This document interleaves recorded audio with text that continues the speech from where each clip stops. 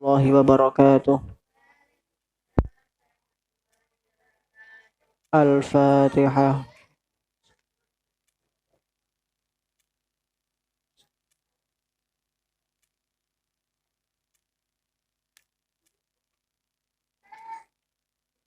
Bismillahirrahmanirrahim.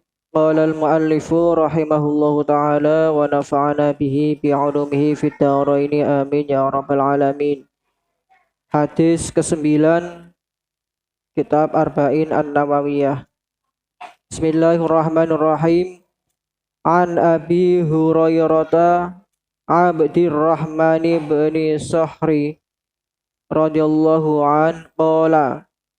Saking Abi Hurairah itu bapaknya kucing. Mergane jenenge asline Abdurrahman bin Sokhri, diceluk Abi Hurairah karena senengane dolanan kucing. Makanya dijenengi bapaknya kucing. Itu julukan. Kalau di pesantren sering kan jarang orang pakai manggil temannya pakai namanya asli, jarang. Mesti pakai nama julukan atau nama lakob.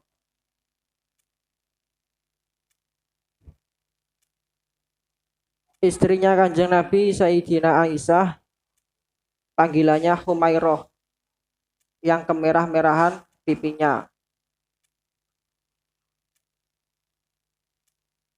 Qala dawuh sapa Abi Hurairah radhiyallahu an, sami'tu Rasulullah sallallahu alaihi wasallam yaqulu, dawuh sapa Rasulullah, ma nahaitukum anhu fajtanibuhu. Ma utawi perkara nahaitukum kang wis den cegah apa ma anhu saking, nahaitukum kang wis aku cegah anhu saking ma fajtanibuhu mongko dohono. Wa ma amartukum, wa ma lan perkara amartukum kang wis den perintah bihi kelawan ma faktu mongko kerjakno. Bahasanya apa yang telah aku larang untukmu maka jauhilah, dan apa yang kuperintahkan kepadamu maka kerjakanlah, mas tata'tum dengan sekuat tenaga kalian. Fa innama ahlaka, sesungguhnya umat sebelum kalian, alladzina min qablikum, fa innama ahlaka alladzina min qablikum, sesungguhnya umat sebelum kalian, kasratu masailihim, binasa karena mereka banyak tanya. Berarti umat sadurunge umat Kanjeng Nabi kui binasa. Binasa kuwi apa? Bahasa Inggrisnya binasa. Binasa itu sirna. Sirna lenyap karena kakean takok. Contohnya Bani Israel. Wablek dikongkon mbeleh sapi, takok sapine sing piye, akhirnya ngangel-angele mempersulit dirinya sendiri. Waqtilafuhum ala anbiyaihim, dan sering berselisih dengan para nabi mereka. Rata-rata mereka juga bertentang maneni para nabi-nabi ini. Bani Israel wani karo Nabi Musa sampai saat terusé ngantek Nabi Isa. Sing ceritanya Nabi Isa mau dibunuh oleh kaumnya itu kan. Kemudian gara-gara difitnah oleh Yudas Iskariot.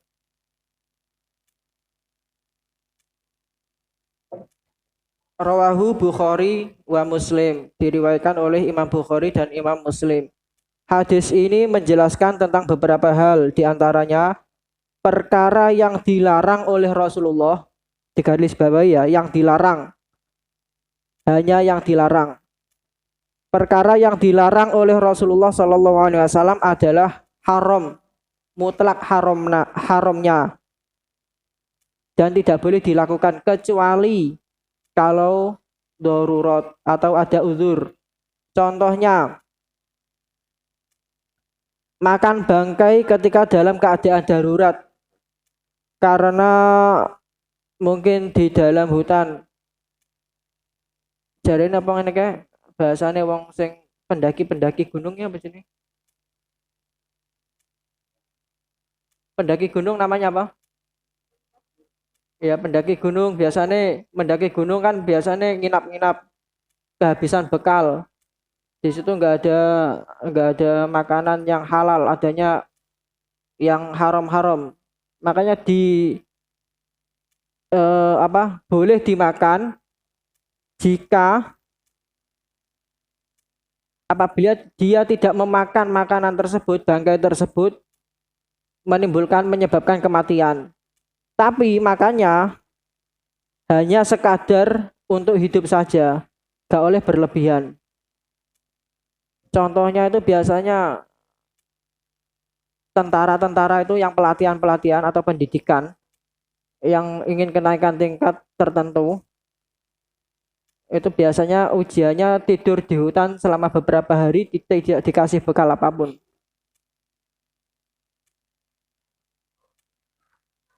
Kemudian yang saya garis bawahi tadi kan yang dilarang oleh Rasulullah. Ini yang perlu diperhatikan berdasarkan hadis tadi, mana haitukum anhu fajtanibuhu wa ma amartukum bihi fa'tu minhu mastata'tum, adalah perkara yang dilarang saja, bukan perkara yang tidak dilakukan oleh Kanjeng Nabi. Jadi yang diperintahkan Kanjeng Nabi untuk menjauhi atau dilarang. Tapi yang tidak pernah dilakukan Kanjeng Nabi itu bukan kok terus haram gitu, bukan. Berbeda dengan Wahabi yang memaknai hadis letterlock bahwasanya yang tidak dilakukan Kanjeng Nabi juga dihukumi bid'ah atau haram. Contohnya kan di sini Maulid Nabi. Maulid Nabi itu kan yang diperingati kita untuk menghormati Nabi. Kanjeng Nabi sendiri kan tidak melakukan. Lah buat apa melakukan wong yang diperingati oleh Kanjeng Nabi sendiri? Dan Kanjeng Nabi sudah sedo. Kemudian membaca sholawat. Contohnya membaca sholawat setelah azan. Sholawat itu kan mendoakan Kanjeng Nabi kan. Allahumma sholli ala Muhammad. Tahlilan dan lain sebagainya. Itu kan Kanjeng Nabi tidak pernah melakukan.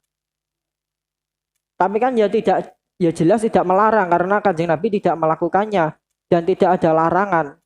Dan itu namanya bid'ah hasanah yang boleh dikerjakan. Karena perkara tersebut tidak bertentangan dengan syara atau syariat Islam. Dan bahkan membacanya itu kan tahlil, membaca lafaz la ilaha illallah, kemudian astagfirullah, istighfar, kan semua kata-kata tersebut, lafaz-lafaz tersebut itu kan mengandung faedah-faedah tertentu kan, dan dikumpulkan menjadi satu, disusun sedemikian rupa menjadi tahlil, istighosah, dan lain sebagainya. Kemudian wama amartukum bi fa'tu bi minhu mastata'tum, perkara yang diperintahkan oleh Rasulullah Sallallahu Alaihi Wasallam maka wajib dikerjakan semampunya. Ini gak mampu ya wes. Contohnya sholat. Sholat itu kan yang wajib dilakukan oleh seluruh umat Islam kan. Semuanya tanpa terkecuali 5 waktu. Sholat kalau tidak mampu dengan berdiri maka boleh dengan duduk. Kan semampunya kan, tidak bisa dengan duduk maka dengan tidur terlentang, tidur miring dulu. Tidak bisa tidur dengan miring, tidur miringnya itu kan kepalanya di utara, miring ke barat. Jadi juga ke utara, nek wong Indonesia kan rata-rata ke utara, tapi nanti kalau kalian ke Inggris itu kan beda lagi, kepalanya di selatan.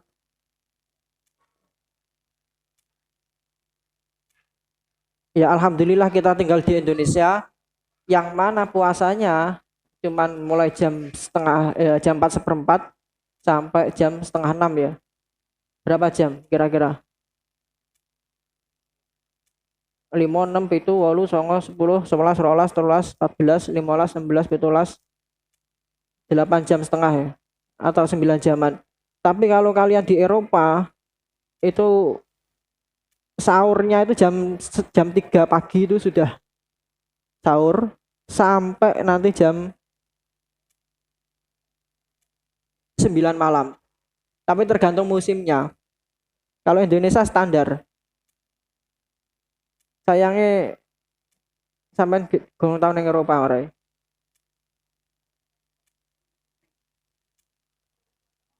Kemudian perkara yang diperintahkan Kanjeng Nabi yang boleh dikerjakan semampunya setelahnya ya ini yang kedua itu contohnya wudhu.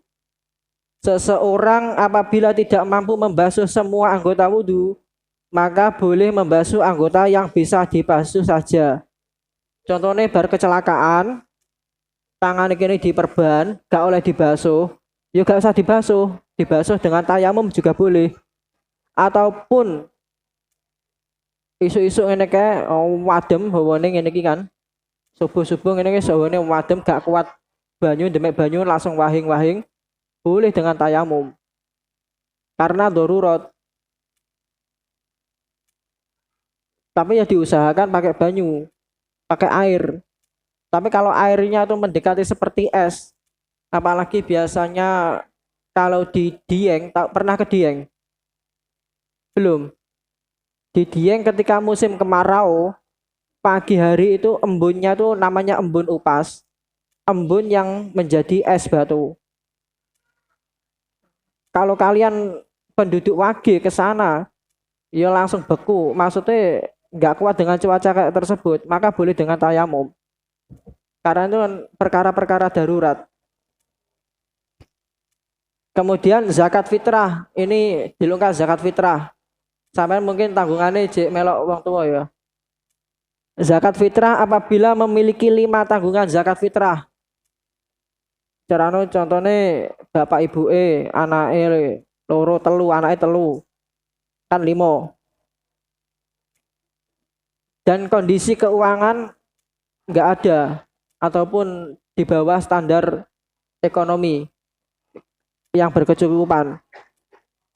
Maka juga boleh dilaksanakan semampunya. Contohnya mungkin mampu nih 3, ya boleh mengeluarkan 3 zakat fitrah. Tapi nanti kan dari pengelola zakat itu kan juga mengasih santunan tersebut kan mungkin salah satu dari salah satu dari golongan yang wajib menerima zakat. Karena jelas tidak biasanya kan mampu, tidak mampu. Maksudnya ya miskin sing kebangetan. Kalau di Wage kan nggak ada kan orang yang tidak mampu mengeluarkan zakat.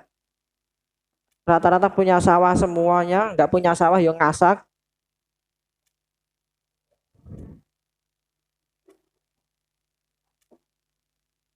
Tapi kalau musimnya tandur kayak gini kan celengane ngasak deh ini wis entek paling. Kemudian dalam Al-Qur'an sudah disebutkan fattaqullaha mastata'tum, surat At-Taghabun ayat 16. Bertakwalah kepada Allah menurut kesanggupanmu. Sak sanggup-sanggupe kalian. Enggak usah terlalu ngoyo menyiksa diri itu kan juga enggak bagus. Tapi yang sholat tadi ya, sholat kan 5 waktu. Tapi hadis ini tidak berlaku. Sholat kan wajib 5 waktu. Gak kuat 5 waktu terus melaksanakan 3 saja itu nggak boleh. Yang boleh kan sholat kalau tidak mampu berdiri maka duduk. Kemudian fa innama ahlakal ladzina min qablikum kasratu masailihim wa ikhtilafum ala anbiyaihim. Sesungguhnya umat sebelum kalian binasa karena mereka banyak tanya dan sering berselisih kepada nabi mereka. Ini penjelasannya Rasulullah SAW melarang para sahabatnya untuk banyak bertanya karena beliau khawatir akan dibebankan kepada umat syariat yang memberatkannya. Contohnya sebenarnya taraweh sendiri, sholat taraweh itu Kanjeng Nabi, hadisnya itu kan rata-rata orang-orang itu kan dipotong-potong, nggak dilanjutkan. Sahih Bukhari-nya dalam hadis yang utuh ya. Sholat taraweh Kanjeng Nabi itu mengerjakan, menurut hadisnya Aisyah, kan rata-rata yang diriwayatkan Aisyah, mengerjakan sholat itu kan 8 di masjid, kemudian dilanjutkan di rumah. Ada lagi hadis menjelaskan sholat, Nabi sholat 8 kemudian ditambah 3. Itu menjelaskan hadisnya hadis witir. Nanti hadisnya insya Allah kalau besok nggak lupa saya jelaskan. Dan perintah taraweh ini baru dimunculkan ketika sahabat Sayyidina Umar, Khalifah Umar menjabat. Baru diperintahkan taraweh. Karena Kanjeng Nabi kan khawatir apabila taraweh nanti diwajibkan kepada umat Islam, ya nek zaman biyen jek seneng sholat taraweh, para ibadah kan jek seneng-senenge. Semakin keseni seneng dolanan HP. Ibadah sekadar. Zaman biyen hiburannya kan ya sholat di masjid, mengikuti majelis ilmu dan lain sebagainya. Sekarang bukan hiburan lagi. Zaman kecil saya kan tidur di masjid suatu hiburan. Sekarang kayaknya lebih enak tidur di rumah daripada di masjid. Karena dulu masjid itu paling baik menurut mungkin zaman dahulu ya. Karena rumah-rumah dulu kan belum ada mesternya. Masjid sudah mesteran, sudah kelosonan. Kemudian temannya banyak dan lain sebagainya. Contohnya umat yang binasa karena mereka banyak tanya ya. Ceritanya Bani Israel diperintahkan membeli seekor sapi dalam surat Al-Baqarah itu kan, sapi betina. Mereka banyak bertanya. Contohnya diutus menyembelih sapi, ditanya sapi ini warnane opo, kemudian sing piye, modele piye, akhirnya kan memberatkan. Makanya prinsipnya santri ketika diutus kiai langsung jawab nggih. Iso gak iso jawab nggih. Diutus ngamalne ilmu, contohnya kon poso 7 dino nggih no, gak usah kakan takok, mungkin wiritane nopo, anune nopo, gak usah kakan takok. Nanti sampai semakin berat. Itu rumus santri ya. Sampai diutus ya nggih ngono. Karena biasanya perintah kiai itu adalah suatu barokah tersendiri, mungkin pengabdian. Karena ada suatu qaul itu kan menjelaskan bil ilmi irtafa'u wa bil khidmati intafa'u. Dengan ilmu kalian akan terangkat derajatnya, sampai duwe gelar sekolah dan tidak sekolah kan beda kan. Neng ati kan wis beda. Aku wis sekolah no. Awakmu gak sekolah no, wis beda. Kemudian dengan pengabdian maka ilmu tersebut akan bermanfaat. Biasanya ketika diutus kiai yang diharapkan cuman ridhonya kiai biar ilmunya yang diperoleh bermanfaat. Mungkin cukup sekian penjelasan hadis yang ke-9. Kurang lebihnya saya mohon maaf. Semoga sedikit yang saya sampaikan dapat bermanfaat dan membawa barokah. Amin ya rabbal alamin. Wallahul muwafiq ila aqwamit thoriq. Wassalamualaikum warahmatullahi wabarakatuh.